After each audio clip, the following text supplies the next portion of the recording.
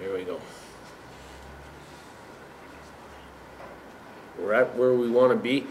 Some people like to make a bump in their feather. That's for different materials. Okay.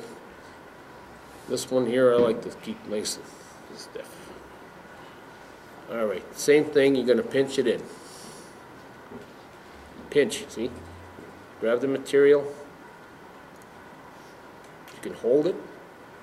Put the fourth finger over it. Come around. Come down slow and pinch. As you're pinching, you're pushing it in. All right. Wrap it securely. This one we're going to have a body. So we're going to cut off the excess. See how I've gone back to the tail? Now again, Bob Guida style. Bring it around. Back. Love that technique. Okay.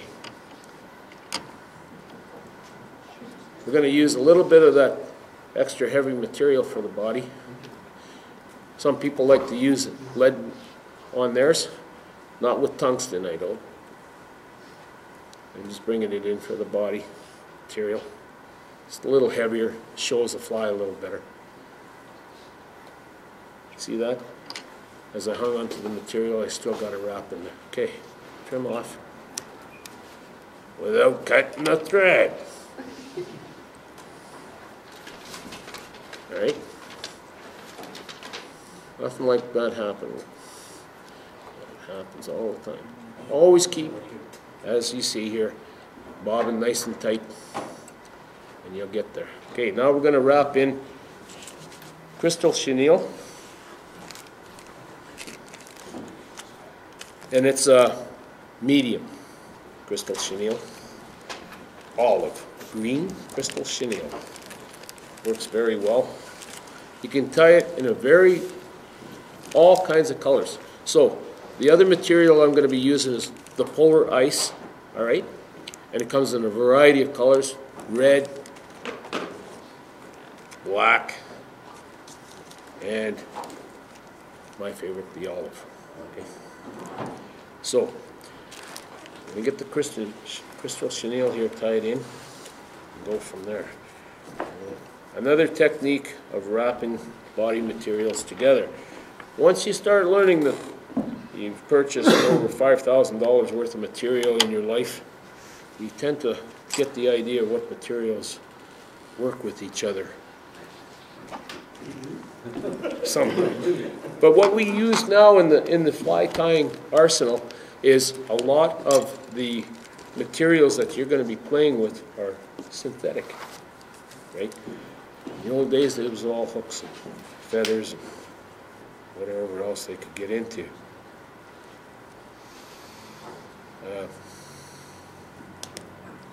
Okay, so the crystal chenille comes off like so. See? There's no feather in this fly. You can add imagination. Okay, so stroke it a bit, just so you can get it tied in with the material. You see how I bring this stuff together? I'm pinching and pulling and pinching and pulling. So it's just a technique that you got to get used to handling materials. So you want to tie that in. Remember, you want it at the base of your wrap. See that little hook keeper? Works great for that. All right, now your chenille. You can strip it if you like. Doesn't bulk up.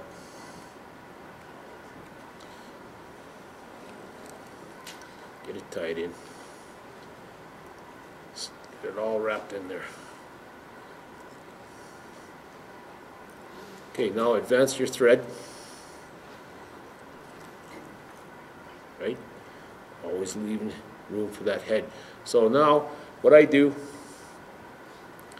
is I take a little bit of glue again for the base of your body. Get it on there, just a little bit. Helps secure that material in there. Makes for a stronger fly. I just thought of something. Getting that back in there is fun too. Needles. Comes with age. All right. One thing that I didn't add was the ribbing, which I am going to do now. I like the rivet. This is going to be one tough fly for fishing. That's why I like using the ribbing. You get your materials nice and secure.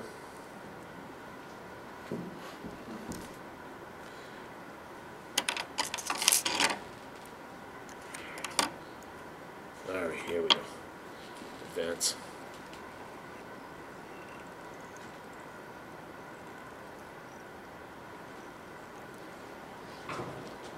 There. All items are in place. Now, put the ribbing in the keeper. Got your thread advance. Your eye is where you want it, or your bead head is where you want it to be. Now, you're going to take both materials and we're going to wrap and twist. Okay? Pulling it over like the Bimini twist. That's what they used to call it. Now watch, as you're pulling, you can get it tighter, see? So don't worry about it being slack, just keep twisting. Can you all see that? Okay.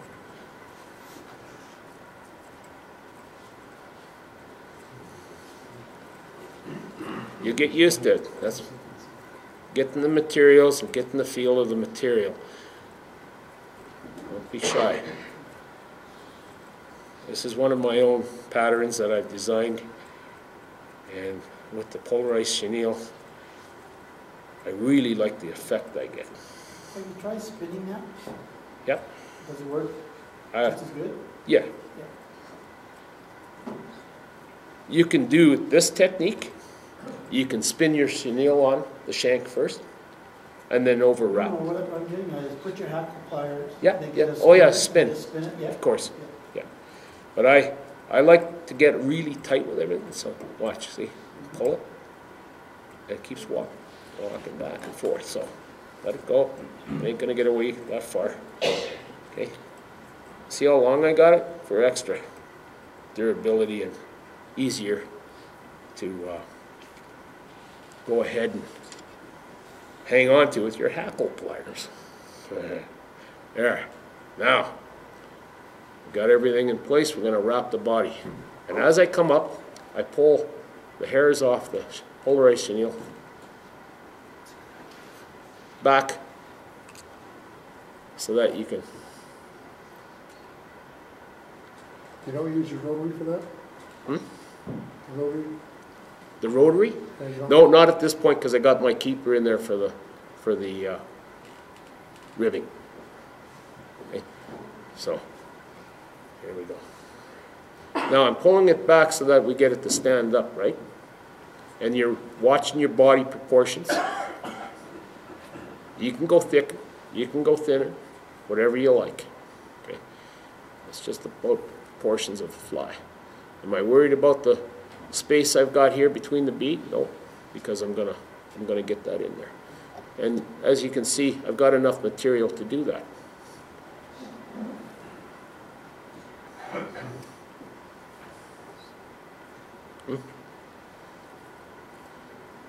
You learn to go ahead and make a fly that has enough material on it and you're happy and satisfied with the quality of it.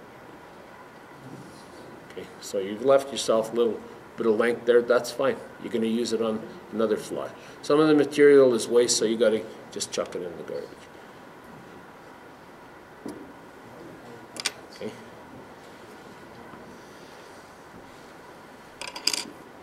Now, you asked me if I was going to spin. This is where we're going to reverse wrap this time. Coming through just to give it a little bit more strength in the fly. And we're at open segment again for a ribbing. Okay, walk it around. Watch the wire, it'll walk right through.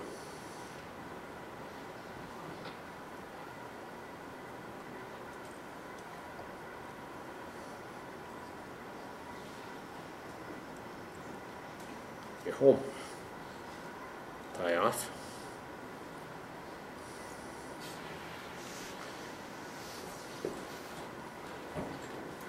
Make sure she's home. Pull everything back.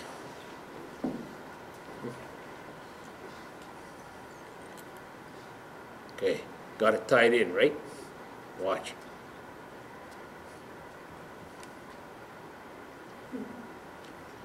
That puts it right under the thread.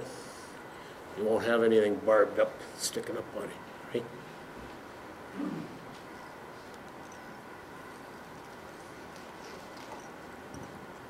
Nice and tight.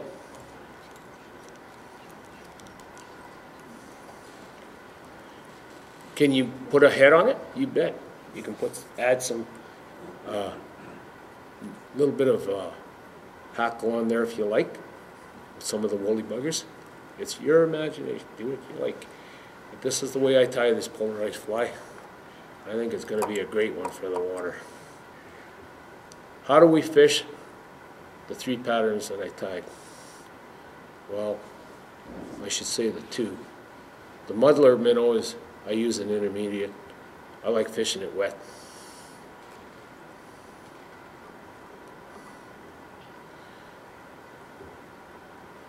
Okay. And the other 2, I use a full sink line. Corkland 444. I use a full sink all the time. When I'm out there on the lakes, I like it. Gets the fly down. Tungsten bead. I cast it into the shoreline, right into the shoreline. I'll hit the rock sometimes with it.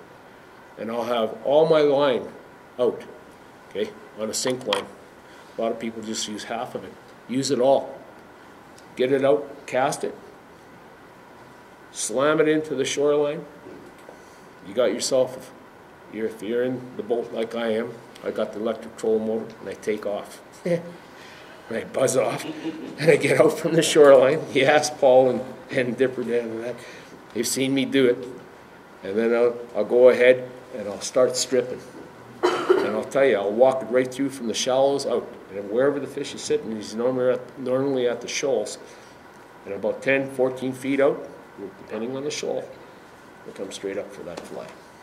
Okay? And they'll hit it hard. And you get more quality of your fishing on that. So there you go. That's your 3rd fly, and that's your polarized woolly bugger.